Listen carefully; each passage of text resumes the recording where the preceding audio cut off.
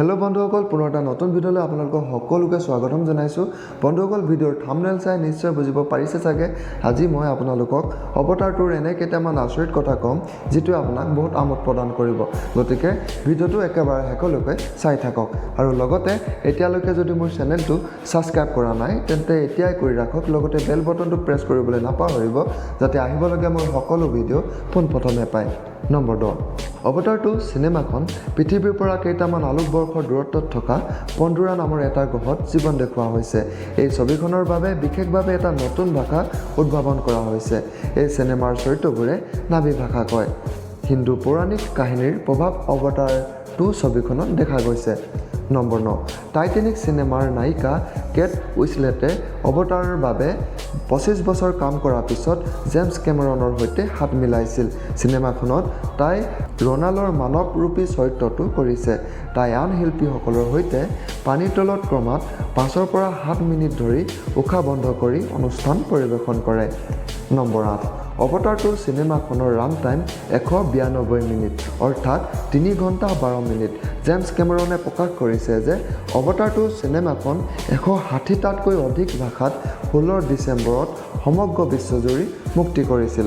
Number 7, অৱতাৰ2 চিনেমাখন 2022 চনত চীনত মুক্তিৰ বাবে অনুমতি পোৱা কেইখনমান হলিউডৰ ব্লকবাষ্টাৰ ছবিৰ ভিতৰত অন্যতম হিচাপে পৰিগণিত হৈছে, কাৰণ তেওঁলোকে হলিউডৰ চিনেমা নিষেধ কৰিছিল।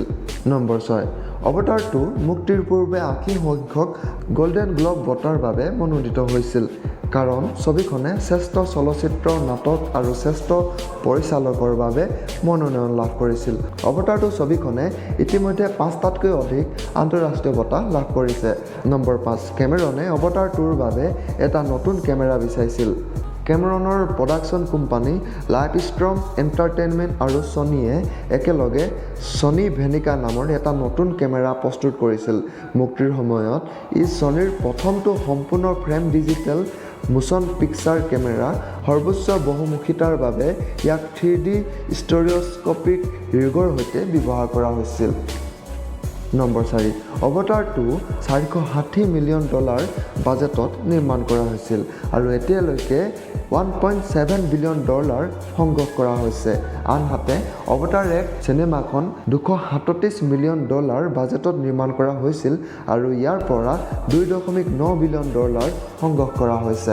নম্বৰ 3, এই ছবিখন নিৰ্মাণৰ বাবে জেমছ কেমেৰনে ইণ্ডোনেছিয়াৰ পানীৰ সৌন্দৰ্য আৰু বজু টাইবৰৰ পৰা প্ৰেৰণা লাভ কৰিছিল। পৰিচালকে পণ্ডোৰাত সাগৰত বাস কৰা নাভি বা অৱতাৰ জনগোষ্ঠীৰ অন্যতম মেটকাইনা জনগোষ্ঠীৰ কথা কয়।